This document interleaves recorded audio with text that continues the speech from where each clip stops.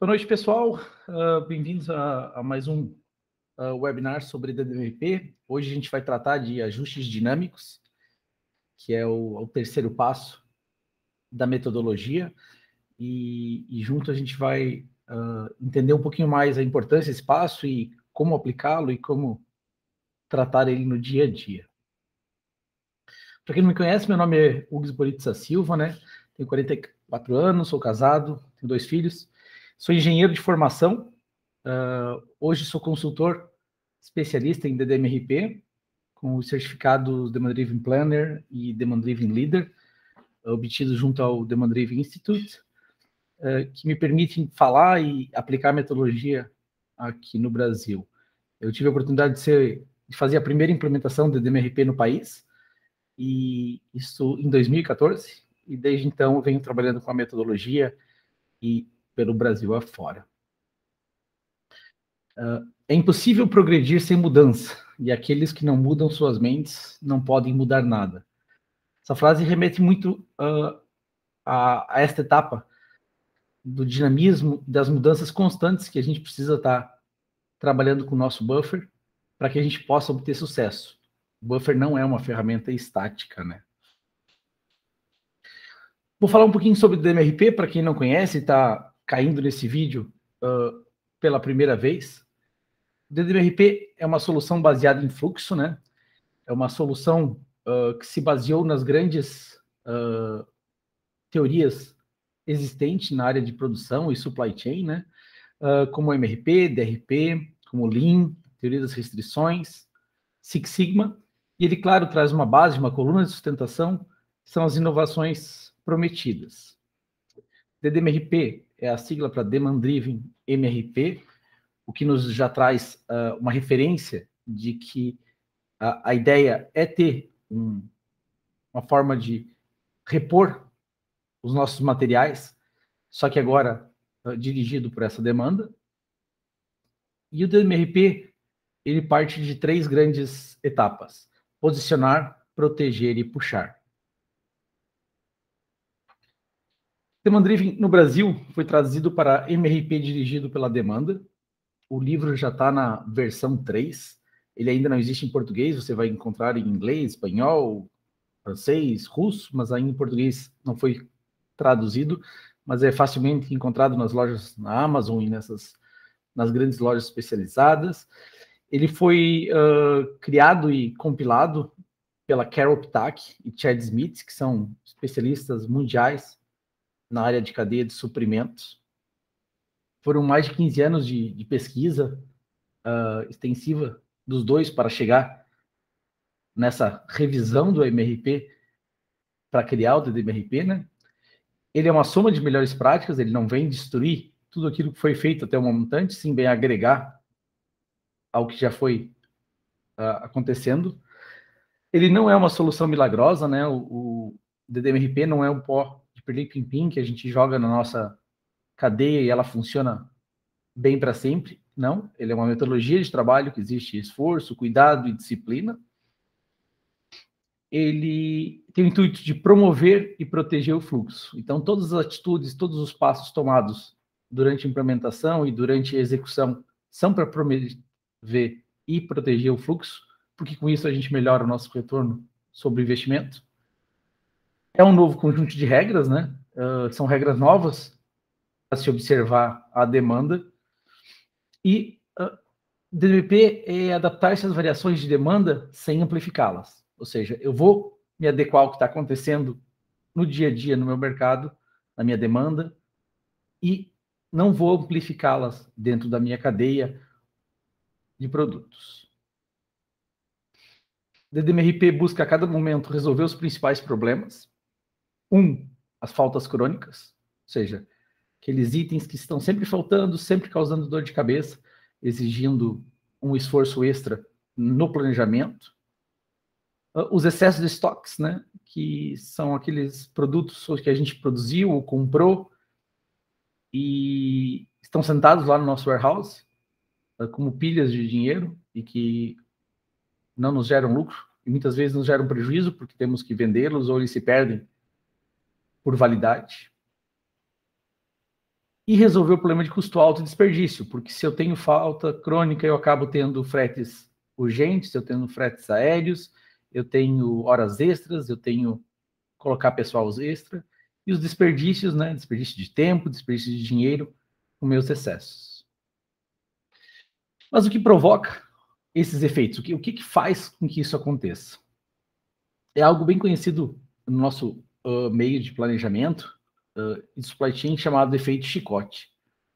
O efeito chicote é quando uma pequena distorção em uma das pontas da nossa cadeia é amplificada e causa uma disrupção na outra ponta. Ou seja, um pequeno aumento de demanda acaba gerando uma falta de produto acabado, produto de matéria-prima, ou um problema em uma das etapas.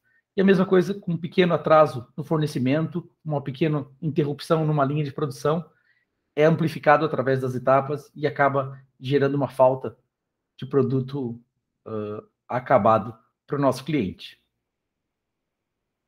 Essas pequenas oscilações, elas podem ser vistas naturalmente em quase todas as cadeias e podem ser exemplificadas como num caso de uma estrada onde um carro freando de 100 para 80 por hora numa rodovia faz com que o carro atrás dele tenha que frear de 100 para 79 e o atrás dele de 100 para 75 e assim por diante. E se tu tem uma fila longa o suficiente de carros, tu acaba tendo um carro parando sem saber muito porquê, sem ter tido um acidente, sem ter tido uma interrupção do fluxo, e sim apenas uma pequena variação. Essa variação, então, esse efeito chicote, faz com que a gente tenha um modelo que a gente chama de bimodal. Essa distribuição bimodal faz com que a gente tenha a maior parte dos nossos SKUs ou focado em falta ou alerta de falta, ou em excesso, ou beirando o excesso. E temos poucos itens que ficam dentro dessa faixa ótima de estoque, uma faixa ideal e econômica. E muitas vezes o mesmo item oscila entre esses dois pontos, porque hora ele está faltando, hora ele tem excesso. Porque a gente reage, a gente é reativo, né, na correção, e a gente corrige sem muitos critérios, fazendo com que, quando está faltando, a gente produza ou compre demais, e quando está em excesso, a gente gere vendas que produzem uma saída muito maior do que esperado, levando o produto à escassez de novo. E o que o MRP quer fazer? Ele quer inverter essa curva bimodal e quer trazer a grande maioria dos itens dentro da faixa ótima. Vão haver faltas, vão haver excessos, só que numa quantidade menor e controlada. Com isso, a gente tem um aumento de nível de serviço, a gente tem um aumento do giro de estoque, a gente tem uma diminuição na dificuldade e na complexidade da administração do nosso sistema, né?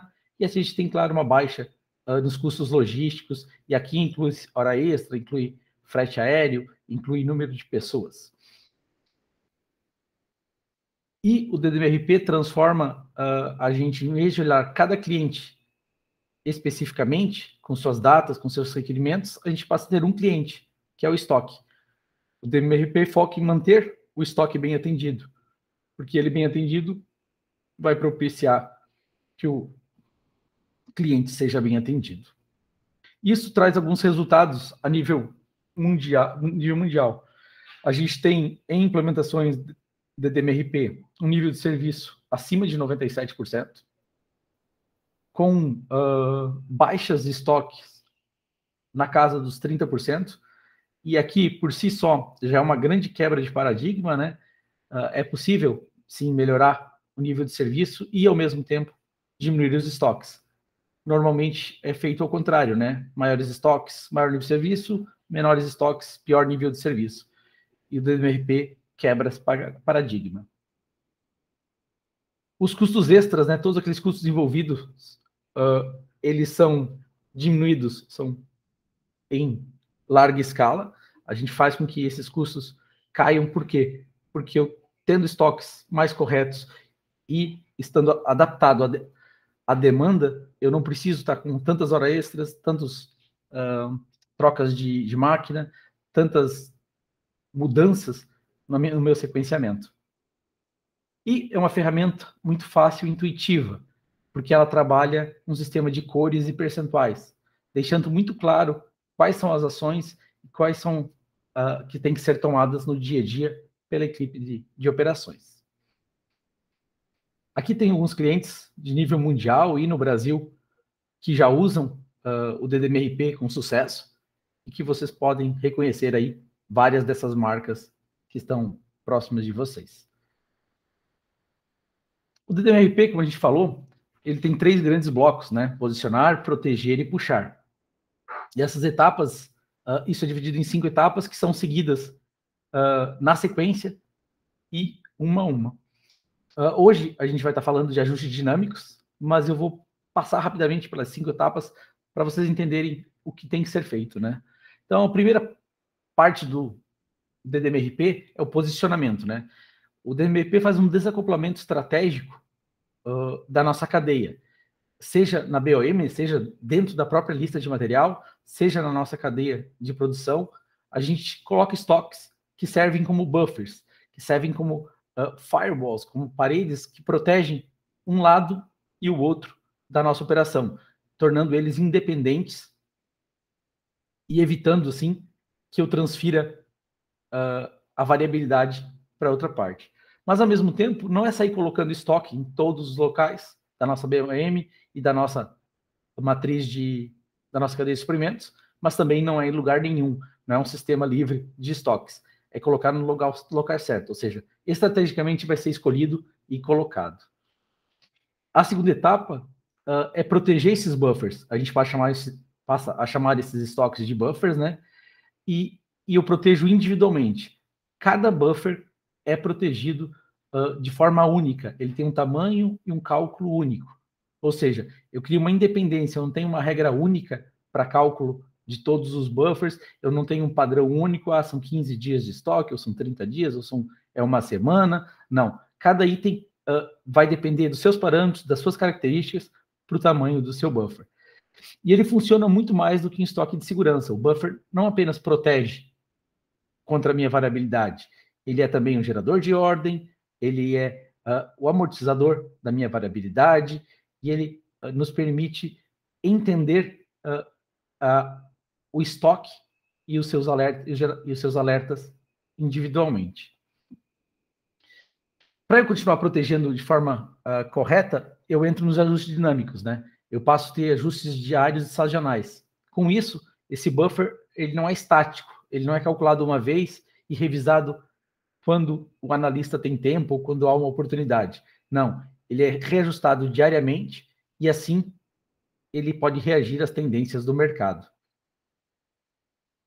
E daí eu entro na fase de puxar, onde a demanda vai dirigir a reposição, ou seja, é a demanda que vai definir se eu preciso repor um determinado produto ou uma determinada matéria-prima, só que quem faz essa definição é o buffer. O buffer é o gerador dessa sugestão. Então, a demanda vai afetar o buffer e, se o buffer for afetado, ele passa a ter disparar uma ordem de reposição. E por último, né, como eu tenho todas as informações disponíveis e no mesmo lugar, eu posso ter uma execução visível e colaborativa. Execução é algo que não se trata no RP, então essa é uma das grandes novidades dentro do DDMRP, né? Ter alertas claros, diferenciando o que é urgente, o que é prioritário, qual o sequenciamento que a gente deve fazer, qual o balanceamento que deve ser feito quando eu não tenho capacidade total, ou quando eu tenho uma necessidade muito maior do que menor do que eu posso colocar. Dito isso, né, esses 5 passos, vamos tratar hoje do tema do nosso webinar, que seriam os ajustes dinâmicos. Os ajustes dinâmicos,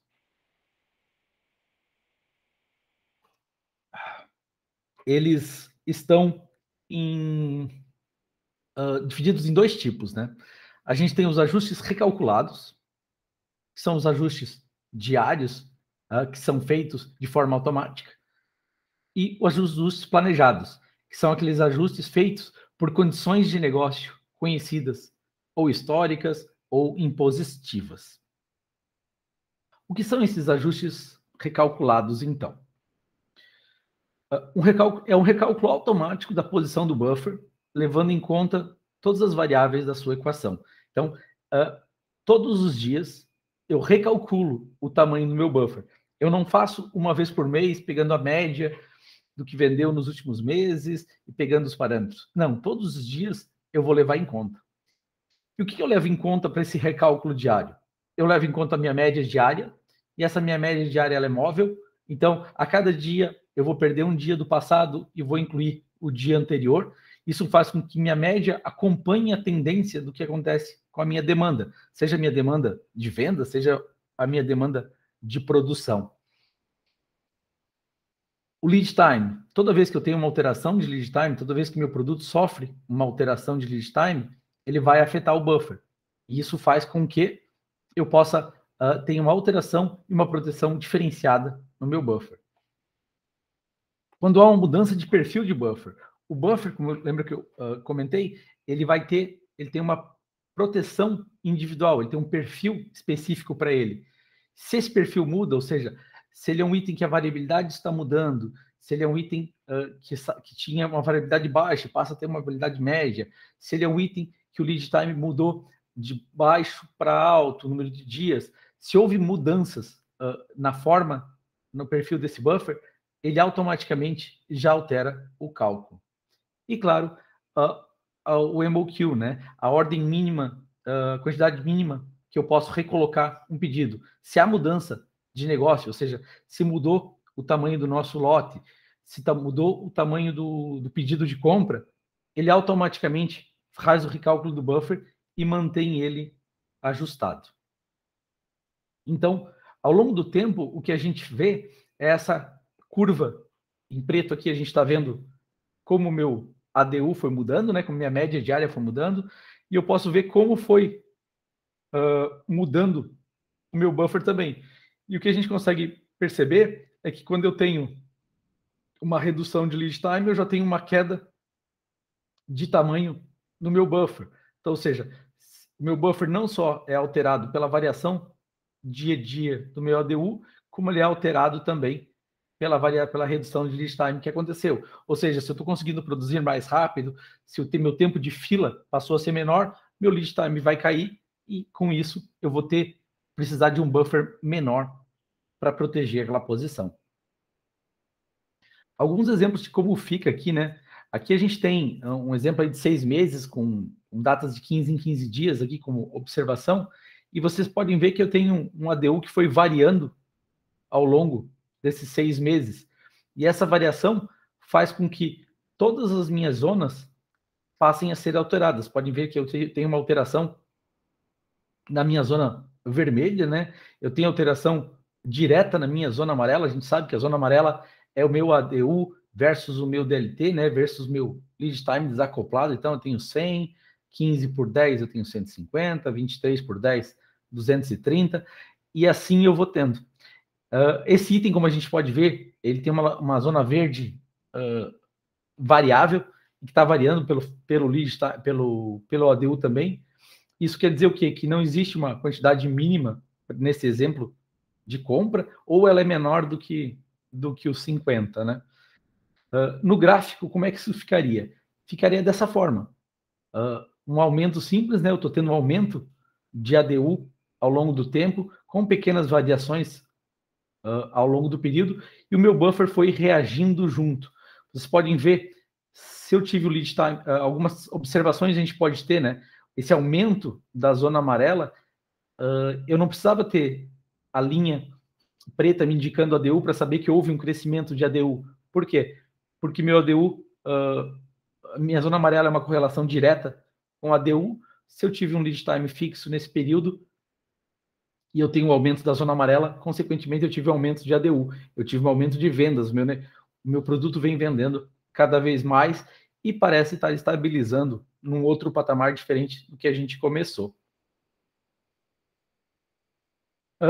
O cálculo do ADU, né, ou o consumo médio diário, ou Average Daily Usage, né, quando eu tenho um MOQ fixo, né, quando eu vim aqui e fixei que eu tenho um MOQ de 300, Isso faz que eu tenha uma zona verde de tamanho fixo em todo o período.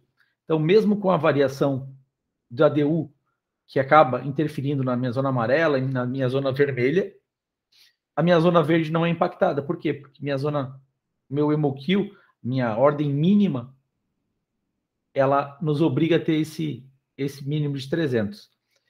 Isso mostra, então, que a minha zona verde ela é do mesmo tamanho durante todo o processo. É uma zona do mesmo tamanho. Isso nos dá, de cara, o significado da zona verde, né? A zona verde é a zona que nos indica com que frequência e com que tamanho eu vou estar colocando ordens de reposição. A gente sabe que a gente repõe ordens quando o nosso fluxo líquido, né, quando a equação de fluxo líquido entra dentro da zona amarela, eu coloco até o topo do verde, ou seja, se toda vez que eu estiver aqui, eu vou colocar uma ordem do tamanho da zona verde, aqui eu vou estar sempre colocando ordens na faixa de 300 unidades, e se eu sei que eu tenho um consumo de 50 por dia, eu sei que eu vou estar colocando uma ordem a cada 6 dias, porque é o tempo que eu vou levar para sair do topo do verde até o topo do amarelo. Então, graficamente, a gente tem uma imagem muito clara do que cada zona vai fazendo. Aqui me indica como é que meu ADU está se reagindo. Aqui, olhando para a zona verde, já vai me indicando como e quanto eu vou estar repondo o nosso material. E por último, né, o lead time e os meus perfis podem mudar também, ou seja, aqui eu tenho uma redução de lead time. Como eu tenho uma redução de lead time, eu tenho automaticamente uma mudança no meu percentual do meu fator de lead time, ou seja, o impacto vai mudar, ou seja, ele impactava em 0,5, passa a impactar em 0,7. Isso altera diretamente a zona verde. Aqui a gente não está usando o EMOQ como de 300, né? A gente está trabalhando com EMOQ sem EMOQ, e vai afetar também a minha zona vermelha. Isso faz com que eu tenha essa queda aqui. Vocês lembram que esse gráfico vinha até aqui em cima, e agora não. O ADU permanece o mesmo, mas eu tenho um aumento, uma redução da zona amarela, mas tenho, claro, uma pequena compensação em zona verde, zona vermelha. Por quê? Porque quanto maior o meu lead time, menor a proteção que eu preciso. E quanto menor o lead time, maior a proteção que eu preciso. Isso partindo daquela ideia de que eu quero, quanto maior meu lead time, eu quero mais ordens de reposição sendo colocadas para que eu tenha maior proteção, para que eu diminua a variabilidade, para que caso eu perca uma dessas ordens por algum motivo, eu possa não perder e não afetar tanto o meu estoque. Esses, então, são os lead times. E esses, então, são calculados todos os dias e automaticamente. Ou seja, a ferramenta vai fazer isso para você automaticamente. Você só tem que manter os parâmetros atualizados. E muitas vezes o ADU é calculado automaticamente pela ferramenta. Lead time, muitas vezes, pode ser calculado automaticamente pela ferramenta também.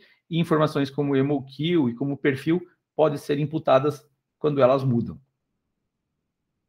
E daí a gente passa para os fatores planejados. Se nos ajustes automáticos diários, né, a gente faz todo dia para todos os itens, os planejados são opções. Eles são baseados em fatores estratégicos, históricos ou de inteligência de negócio, né? Fator estratégico, eu quero fazer um aumento de estoque porque eu vou ter uma subida de preços, ou porque eu vou fazer uma venda maior, eu vou fazer uma promoção de um determinado produto. Históricos, né? Eu tenho sazonalidade, eu vendo mais em um determinado período do ano, ou mesmo de inteligência de negócio, né? Eu sei que eu identifiquei que vão haver problemas de fornecimento ou algo do tipo. São 3 ajustes planejados que a gente vai tratar, que tem funções específicas, né? Que você vai poder escolher de acordo com a necessidade, né? O que a gente chama de fator de ajuste de demanda, que é o popular DAF, né? PAF são todos esses ajustes. DAF é o específico, né? É quando eu mexo na demanda, especificamente. Os AFs são quando eu mexo na zona, o fator de ajuste de zona, ou seja, quando eu mexo em uma das zonas, na vermelha, na verde ou na amarela. E o ajuste de lead time, o LTAF, né? Que é quando eu vou mexer em uma das... vou mexer diretamente no lead time, porque é onde eu consigo o melhor resultado. Como ideia geral, né? Sem ajuste de demanda, eu teria, nesse caso aí, meu inventário negativando e com os ajustes de demanda planejados, eu manteria um estoque ideal. Ah, mas Hugues, eu não posso ter estoque negativo? Não, claro que não, não existe estoque negativo. O que teria sido feito durante esse período? Transferências de cross-docking, horas extras, shipping express, frete aéreo para compensar, ou então esse estoque seria as perdas de venda que teriam durante aquele período. Vamos falar então agora dos fatores de ajuste de demanda, que é um mais popular e um dos mais usados. É quando a gente manipula a média diária, tá? E eu manipulo isso ou numa determinada data histórica ou na posição futura, modifico para frente, né? Como uma forma de reagir rapidamente e por períodos curtos de tempo. Então, o DAF eu não quero aplicar para sempre. Eu quero aplicar ele por um período específico e por um curto, e que esse período seja curto. Para quê? Para que eu faça uma alteração e uma correção conhecida dessa demanda. Muitas vezes, para quem empresas que não têm dados históricos, trabalham com dados futuros, a gente precisa fazer esse ajuste do DAF. Por quê? Porque a gente precisa ir corrigindo o forecast que a gente recebe. E o quanto a gente precisa mexer depende muito da confiança desses valores, né? Quão bom é o nosso sistema de S&OP, de forecasting e de validação. Quando é que eu uso isso, né? Vamos entender um pouquinho quando é que eu faço uma alteração no meu ADU para ter resultado. Primeiro, eu não devo subestimar a robustez dos buffers. Porém, eles têm um limite de quanto eles podem suportar a variabilidade. Então, nós vamos pensar assim: quanto maior a minha capacidade de resposta, ou seja, quanto mais rápido meu fornecedor, minhas máquinas ou minha distribuição funciona, maior a robustez do meu buffer. Quanto maior for o fator de variabilidade que eu embuti no meu buffer, maior é essa robustez. Quanto maior foi o zona de pico observado que eu tenho, maior a minha robustez. Se minha carteira é de 2 dias, ela tem uma robustez menor do que se eu tenho uma carteira de 30 dias. Ou seja, quanto maior esse horizonte, mais robusto. E se eu tenho mais robustez, eu tenho uma maior capacidade de lidar com essa variabilidade de demanda. Então, essa é a linha. Porém, muitas vezes eu não tenho uma capacidade de resposta ideal, ou eu não pude embutir esse fator de variabilidade porque eu não conheço ele corretamente, ou eu não tenho um horizonte de pico grande o suficiente. Então, esses são os momentos onde eu devo usar. E daí eu vou usar esse DAF dentro de espaços de tempo pré-estabelecidos e curtos, né? Quando? Eu vou usar o ramp up, ou seja, quando eu tiver uma ameaça de esgotar os meus buffers, eu vou subir essa demanda naquele período. E eu vou usar o ramp down, né? Quando eu vejo que minha variabilidade vai causar excessos por longos períodos, ou seja, quando eu vejo que vai começar a sobrar estoque e por longo período eu vou fazer essa diminuição da minha demanda, diminuição do meu ADU. Eu altero com o DAF diretamente ao ADU. Eu vou estar multiplicando ele por um fator que eu vou calcular ou determinar de forma matemática esse fator. Importante observar aqui que eu preciso sempre fazer essa ação um lead time, pelo menos, antes que aconteça o fato. Ou seja, se eu sei que eu tenho uma sazonalidade em dezembro por causa do Natal e eu tenho 30 dias de lead time para aquele produto, eu preciso, 30 dias antes, estar aplicando esse DAF, esse crescimento. Digamos que eu tenho um crescimento de 30%, eu preciso aplicar um 30% no meu ADU 30 dias antes. Para quê? Para que eu possa compensar o buffer e existir. Agora, se a minha capacidade de resposta é muito ruim, talvez eu tenha que fazer 60 dias antes. Então, cada negócio tem a sua característica e o seu tempo de aplicação antecipado. Fatores de demanda fazem exatamente isso, né? eu jogo um percentual que aumenta o meu ADU, e como ele aumenta o meu ADU, ele traz para cima toda a modificação. E ele vale por esse período específico de tempo. E ele vale tanto para cima quanto para baixo. O efeito do ajuste de demanda pode ser visto bem claro aqui, né? Aqui a gente tem os ADUs originais, aqui tem o DAF aplicado, né? Que varia de 1.10, 20, 30, vai a 80 e volta, baixa a 0.8. E aqui a gente pode ver o que acontece com os nossos buffers ao longo do período. Ou seja, ao invés de ter um buffer que é praticamente em linha, porque meu ADU varia muito pouco, ele faz uma correção para aguentar algum tipo de demanda, algum tipo de resposta de necessidade que eu vou ter nesse período. Aqui a gente repetindo aquele gráfico lá do começo, né? Então, sem o fator de demanda, meu estoque tende a ser consumido e me gerar trabalho extra ou faltas, né? Ou perda de venda. Quando eu fiz a correção aqui, eu compensei isso e mantive um estoque estável, mesmo durante o período de variabilidade. Eu posso usar o DAF quando eu estou parando com um produto. Eu vou parar de vender esse produto e eu quero ir reduzindo o estoque dele para que quando eu encerre as vendas eu não tenha mais nada. Então eu faço um esquema de redução progressiva do meu ADU e com isso a finalização do meu produto. E claro, eu posso fazer o contrário, começar com um buffer específico e aumentar ele progressivamente até uma estabilização, quando eu estou lançando um produto. E claro, eu posso fazer a transição, né? Eu posso usar um buffer de redução de um produto, e quando ele terminar, o novo produto assuma o buffer do antigo, ou seja, ele copie e utilize o buffer do antigo como referência. Isso faz com que a gente possa ter uma transição sem dobrar o meu estoque ou sem dobrar ordens e utilização de capacidade. Dito isso, a gente entra no outro fator, que é o fator de ajuste de zona, onde a gente tem uma maneira diferente de ajustar. A gente aplica sempre a um item ou um grupo de itens, e a gente pode aplicar em qualquer uma das três zonas, né? Esse ajuste é sempre feito via um percentual ou até em dias de demanda, né? Quantos dias de demanda eu quero corrigir nessa coisa. Onde é que eu uso ajuste da zona? A zona verde.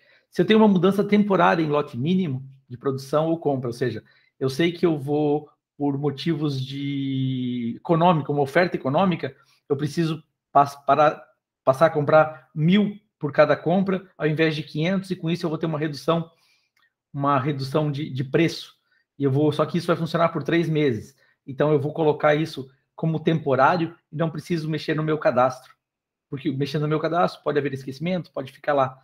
Com o ZAF eu faço uma mudança controlada de tempo e que desaparece ao fim. Quando é que eu mexo na minha zona amarela? Que são exemplos, né? Podem aparecer outras oportunidades. O aumento no tempo de entrega pontual, e a gente não quer afetar as outras zonas, né? A zona amarela, como eu disse, é o tempo entre eu colocar o meu pedido e eu receber o próximo. Então, se eu sei que eu vou ter um aumento de prazo e é pontual isso, eu posso fazer um ajuste na zona amarela. E eu posso fazer antecipação de compras por oportunidade também, né? Então, eu quero subir, aumento a minha zona amarela, faço com que o meu fluxo líquido entre mais rapidamente, gerando compras antecipadas. E a zona vermelha, como ela é a nossa zona de segurança, a zona responsável por proteger, quando eu tenho um aumento da variabilidade de fornecimento, quando eu tenho uma interrupção de fornecimento temporário, ou qualquer fato que possa causar grandes picos, grandes variações não esperadas, é onde a gente vai jogar essa correção para o ZAF. Quando o Lead Time Adjustment Factor, né, o fator de ajuste Lead Time, ele é uma expansão planejada ou conhecida de um item, né? Quando o Lead Time dele vai mudar durante um período específico. Diferente da zona amarela, que eu não sei, muitas vezes, que normalmente a gente usa para pontuais, ou seja, eu vou ter aquele item, aquele grupo de itens variando. Aqui eu vou ter uma mudança de lead time fixa durante um período, né? Da mesma forma, a gente aplica ou um percentual ou um número de dias, que vai afetar não necessariamente o mesmo perfil. E aqui, uma coisa que acontece que não acontece no ajuste da zona. Essa mudança do fator lead time, ela pode interferir no fator de lead time e com isso interferir na equação de fluxo líquido e com isso interferir nas zonas verdes, vermelha também. Então, se aqui eu altero apenas a amarela e não vou alterar nem a vermelha nem a verde, ou seja, eu não mudo a minha frequência de compra e não mudo a minha proteção, aqui, dependendo do tamanho do ajuste que eu fiz no meu lead time, né, eu posso ter uma alteração das 3 zonas também. O resumo, então, do que a gente tem, né? A gente tem ajustes recalculados e ajustes planejados. Ajustes recalculados são feitos todos os dias e sempre que há mudança em ADU, né, no consumo mediário, no lead time, nas mudanças de perfil ou no meu MOQ. Já o ajuste planejado se divide em fator de ajuste de demanda, que é proteger o meu ADU contra as sazonalidades, contra a transição para a transição de produto, para ramp up e ramp down, ou seja, quando eu quero iniciar ou quando eu quero terminar um produto. Os meus fatores de ajuste de zona, quando eu quero alterar apenas uma zona por uma característica ou uma necessidade específica, e meu fator lead time, quando eu quero mexer no lead time e quero que esse impacto do ajuste lead time possa ser refletido em todas as zonas, caso seja necessário. Os ajustes dinâmicos, eles têm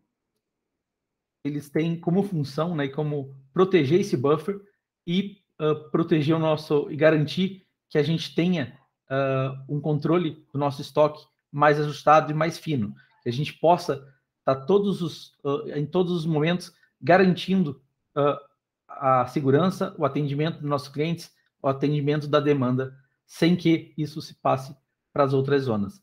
E a gente faz isso não injetando ordens novas de compra, não injetando novos pedidos, não alterando diretamente o buffer. Sim, a gente faz ajustes temporários e pontuais para que eles possam corrigir o buffer, e o buffer vai corrigir e gerar sugestões caso seja necessário. Para fazer tudo isso, não é fácil e não é simples. Então, o ideal é que a gente tenha uma ferramenta.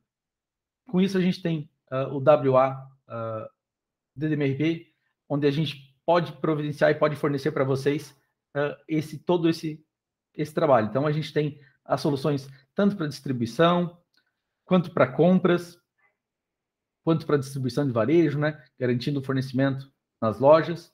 Soluções de VMI, onde você pode controlar o estoque do seu cliente e garantir que você reabasteça para ele de forma ótima e com menos estoque para ele e com menos variabilidade para você. Soluções de produção, onde a gente pode encaixar e gerar a reposição de estoques, ordenando e utilizando da melhor forma possível a sua capacidade de máquina. E a gente muda a forma de planejar que existe hoje, né? Nossos projetos são sempre iniciados com uma simulação ou com uma prova de conceito. A gente passa, então, a um projeto modelo. A gente tem conexão com todos os RPs de forma simples. A gente passa por um período de treinamento e provas desses conceitos e enquanto resultados. Nas implementações de POC variam de 2 a 3 meses, e implementações completas vão de 6 a 8 meses, dependendo, claro, de cada negócio. Gostaria de deixar aqui sempre um alerta para vocês, agora entre 4 e 5 e 11, 12 de dezembro, vai ter mais um treinamento, mais um curso Demo Driven Planner aqui no Brasil, online, com o Paulo Freitas, no EPCS.